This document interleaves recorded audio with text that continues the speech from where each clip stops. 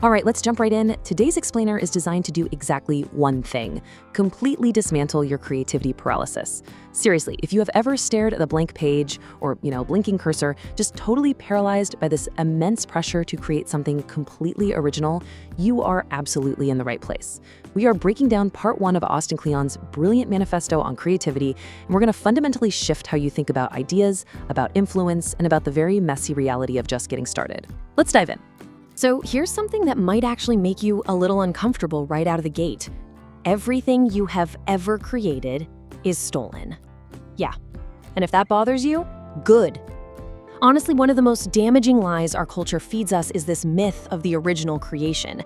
It's this incredibly toxic idea that true artists just sort of pull unique concepts straight out of the ether. But the truth? Complete 100% newness is literally impossible. Now, hold on, we need to define stealing really carefully here. We are absolutely not talking about plagiarism. Copying someone's work, that's just theft. Stealing like an artist, though, is this highly active analytical process.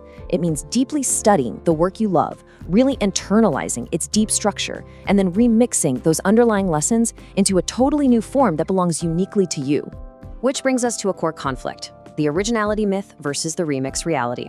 You know the myth, right? The lone genius. But the gritty reality is that every single piece of work builds on what came before it. As T.S. Eliot famously said, "Immature poets imitate, mature poets steal." You are a remix. Think about it like a large language AI model. It has to be trained on massive amounts of data to produce remixed patterns. Human creativity works the exact same way. It thrives on broad inputs. The broader your influences, the more original your combinations are going to feel. So, how do we actually do this in practice? Well, you use a framework called the genealogy of ideas. Step 1, study literally everything by one creator you absolutely love. Step 2, figure out and study 3 people who influenced them. And step 3, go another generation back and study 3 of their influences. You see what's happening? You aren't just imitating one person anymore. You're actively building this rich, complex family tree of inspiration. You're turning influence into a deliberate strength. But let's ground this with a quick reality check, okay? Because influencing is definitely not a level playing field. First off, a lot of marginalized creators have had their traditions completely erased from the mainstream canon, which makes mapping that genealogy a whole lot harder. Second, we see corporations constantly weaponizing this remix logic to exploit independent artists without giving any credit. And finally, so much of our influence is totally unconscious. We absorb our culture's aesthetic biases without ever choosing them. So true creative stealing, it actually requires you to do the hard work of excavating those biases too. Section 1, Action over Identity, starting today. Okay, so there's this massive roadblock we all hit. This myth that you just have to wait around until you find your voice before you can start creating. But the reality is the exact opposite. You literally have to make work to discover who you are. Action has to precede identity. Think about a young chef. They don't just invent a brand new cuisine on day one, right? They learn French techniques, maybe Japanese aesthetics, Mexican ingredients. And over time, that synthesis becomes their unique voice. They found it by actually cooking, not by waiting for inspiration to strike. We've all heard the phrase, fake it till you make it. And honestly, for a lot of us, that usually just triggers major imposter syndrome. It sounds like an open invitation to just be a complete fraud. But if we reframe it, it's not about deception at all. It's actually a psychologically sound method of exploration. Trying on different identities is exactly how human identity forms in the first place. You act like the person you want to become until eventually you actually become them. And as you're doing all this experimenting, make sure you serve your vision, not the market. Trying to guess what an audience wants, it's an impossible, paralyzing game of mind reading. Don't do it. Instead, write the book you want to read. The filmmaker behind Jurassic Park literally made it because the dinosaur movie he desperately wanted to see just didn't exist yet. Make the thing you wish existed, and you absolutely guarantee at least one deeply satisfied audience member. Section 2, the physical and playful process. Our source highly advocates for separating your workspace into analog and digital zones, and this is because of something called embodied cognition, which is just a fancy way of saying that we think with our bodies, not just our brains. Analog generation is wonderfully messy. You can actually feel the physical friction of a pen. You can see the crossed out history of your thought process. Digital spaces, on the other hand, are infinitely undoable and clean. Now, that is fantastic for editing, but it is super paralyzing for idea generation. Simply stepping away from the screen engages entirely different cognitive pathways in your brain. And while you're playing around in that analog space, don't box yourself in.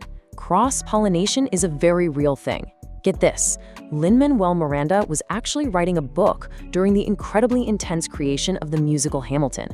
The book gave his brain the necessary relief it needed to let his primary project breathe. Having a side project to bounce over to keeps your creative momentum alive when you inevitably hit a wall. But let's pause for a second, because we really do need to acknowledge the systemic barriers to this kind of play. Advice like, just have a side project, completely assumes you have a surplus of time and energy, which, let's be real, people working multiple jobs or acting as primary caregivers simply don't have.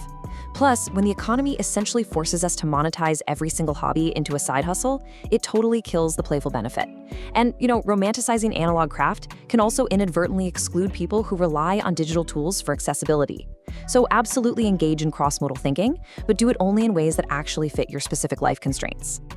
Section 3, 3 practices to jumpstart creativity. All right, let's get practical. Practice number 1 is the influence audit. This is about turning unconscious absorption into deliberate inspiration. I want you to take an hour this week to list 5 creators you absolutely love. Define exactly what it is you love about their technique, and then map out their influences. Once you consciously build that family tree, you can start stealing with real purpose. Practice number 2, the physical experiment. Basically, force yourself to swap your usual modality for just one single session. If you are always typing, write longhand. If you normally sketch on paper, try using a digital tablet. And don't even worry about the quality of what you make. Just observe how introducing a different physical friction literally changes the kinds of thoughts that arrive in your head. And finally, practice number 3, the 5-minute start. Pick that stalled project, the one you really don't feel ready for. For the next 7 days, I want you to work on it for exactly 5 minutes. No exceptions. The goal here isn't quality, it's purely momentum. You are proving to yourself that your creative identity emerges from consistent, micro actions over time. You're breaking that mental link that says you have to feel ready before you can start. And that wraps up our breakdown of part 1. We've dismantled the whole myth of originality, we've explored the massive power of remixing, and hopefully we've given you some real tools to just stop waiting. Look, the obstacles in your head are absolutely real, but action is the cure. You do not need permission, and you certainly don't need a perfectly original idea. Your 5 minutes start right now. What will you make? All right, let's just jump right back in. Welcome to part 2 of our explainer on Austin Kleon's brilliant creative manifesto, Steal Like an Artist. So in the first half, we really focused on the internal stuff, right? Finding your inspiration, getting over that terrifying fear of the blank page. But today, we're shifting gears. We're looking entirely outward. We're gonna break down the final 5 rules of Kleon's framework, which are all about how you relate to the external world, how you put your work out there, and honestly, how to actually survive as a creator in today's wild digital landscape. Kleon's absolute core argument for getting your work out there boils down to this really liberating idea. The internet has removed the gatekeepers. You do not need permission to share your work anymore. And think about how wild that is. Before all this, you literally had to wait around for a publisher, a gallery owner, or some big record label to just hand you permission to be seen. But today, that barrier is completely gone. However, as we're going to see in a minute, that old barrier didn't just vanish. It kind of mutated into something much trickier. So here's our roadmap for the explainer today. We're gonna hit 6 key areas: the outward creative shift, rethinking your creative geography, the small town rule, the power of being boring, creativity through subtraction, and finally, start making things now. And we're gonna frame this whole thing using a myth versus modern reality approach to give you some genuinely practical takeaways. Okay, section 1, the outward creative shift, which is all about sharing your work. So Kleon totally celebrates the death of those old human gatekeepers, the executives in suits who used to control everything. But let's look at the modern reality here. They haven't really disappeared at all, have they? They've just been replaced by completely opaque algorithmic gatekeepers. Today it's the YouTube algorithms, the TikTok feeds, the Spotify playlists. They are the new gatekeepers, and they have absolute control over who actually sees your creative process. They're incredibly powerful, yet they kind of pretend they don't even exist. Because of that, the crucial takeaway here isn't just to blindly blast your stuff everywhere.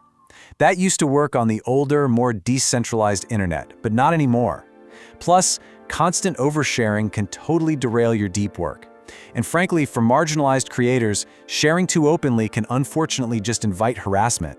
So the modern update to Kleon's rule is that you have to share intelligently. You really need to understand how these algorithms work, start building direct channels that you actually own, like an email list, and make sure you're prioritizing safe, supportive communities when you're sharing your more vulnerable stuff. Moving right along to Section 2, rethinking your creative geography, or basically where you decide to create. So let's break this one down.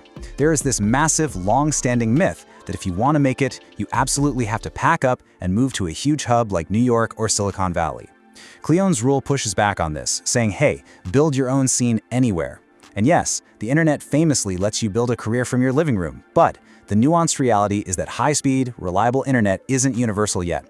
On top of that, if you're trying to reach the absolute highest tier in many industries, physical proximity to the key players still gives you a massive advantage. So yes, you have options now for sure, but infrastructure and physical access still matter a whole lot. All right, Section 3, the small town rule. Let's talk about building relationships. We really need to drop the whole torture, difficult genius act. It's totally a myth, and honestly, it's just counterproductive. Being notoriously difficult just means people don't want to work with you. Instead, look at the creative world like a tiny, small town. True networking isn't about collecting business cards. It's just making friends. It's genuinely connecting with people whose work you love without any gross transactional motive behind it. Transparently giving credit to the people who inspire you and actually just being a good friend, that is literally the smartest strategic move you can make for your long-term success. But wait, quick reality check here. We have to acknowledge that simply being nice is in many ways a privilege. As our sources highlight, assertiveness gets judged completely differently depending on who you are. For someone with systemic power, being highly direct is praised as confident leadership. But for marginalized creators, that exact same directness can get them labeled as difficult. So remember, setting healthy boundaries or pushing back on a terrible idea does not make you a bad collaborator. You can be great to work with without ever becoming a doormat. Which brings us to Section 4, the power of being boring. This is all about what actually fuels the work. Pop culture absolutely loves to romanticize the chaotic artist, right? We picture them fueled by intense drama, wild instability, and sudden frantic bursts of sheer madness. But behind the scenes, the reality is so incredibly boring. Think about the most prolific creators out there, someone like Stephen King. They don't rely on chaos. They sustain massive output over decades by leaning heavily into unglamorous routines, getting regular sleep, keeping their day jobs early on, and just doing steady, boring, repetitive work. Cleon perfectly captures this when he says, the drama that fuels interesting art should be in the art, not in your life. I mean, what a fantastic distinction. Now, obviously, having a stable, perfectly predictable routine is a luxury that not everyone has, especially if you're juggling caregiving or dealing with financial stress. But the core takeaway remains absolutely crucial. Focus on creating whatever small pockets of foundational stability you can, right now, with the circumstances you have. Protect your everyday energy so you can pour all your wild drama into the actual work. Okay, Section 5, creativity through subtraction. Let's explore the hidden power of limits. So what's the deal with the number 50? Well, it turns out that Dr. Seuss wrote his absolute classic, Green Eggs and Ham, entirely on a bet. And the rules of the bet? He could only use exactly 50 distinct words, no more. This is such a brilliant illustration of how intentional constraints force true innovation. Because here's the thing, when you're allowed to do absolutely anything, you usually end up doing nothing. You just freeze. But give yourself a strict limit, and suddenly your brain is forced to get intensely resourceful. And it's the exact same dynamic with the number 140. Think back to Twitter's original 140 character limit. That strict boundary forced a completely new, hyper-compressed kind of creativity. People had to learn to write in these incredibly punchy, rhythmic ways just to fit the box. And honestly, a lot of people argue that unique form of creative expression was instantly diluted the second the platform lifted the limit and gave everyone endless space to ramble. Now, we do need a quick reality check on this one. There is a massive, incredibly important difference between chosen constraints and imposed ones. Deciding to shoot a short film using only the camera on your smartphone, that's a chosen constraint, and it can be totally liberating. But romanticizing systemic poverty or a crushing lack of actual resources, that is harmful. So the lesson here is to intentionally experiment with artificial limits to spark your creativity, but definitely never glorify genuine deprivation. And finally, Section 6. Start making things now. Let's get into how you can actually apply all this. So how do we put these rules in action? I've got 3 super quick experiments you can literally try this week. First up, the sharing experiment. Take one piece of imperfect, unfinished work and just share it with a small audience. Build up that sharing muscle. Second, the relationship audit. Reach out and connect with just one creator whose work you admire, absolutely no strings attached. Just say hi. And third, the constraint experiment. Before your next creative session, impose one absurdly strict limit on yourself, like a time limit or restricting your tools, and just see what weird stuff you invent. But honestly, if you only take one single thing away from this entire explainer, let it be the 5-minute rule. It goes like this. 1.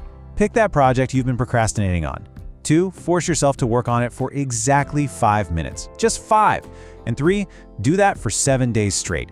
Don't sit around waiting for some magical lightning bolt of inspiration to strike you. Just sit down and do the 5 minutes. I promise you, by the end of the week, that awful paralysis of getting started will be completely gone. Because at the end of the day, making things exist that didn't exist before, that is the whole game. It really doesn't have to be totally flawless, and it definitely doesn't have to be 100% original. It just has to be yours. You've already got your influences, you understand the modern landscape, and now you know exactly why you need a boring routine.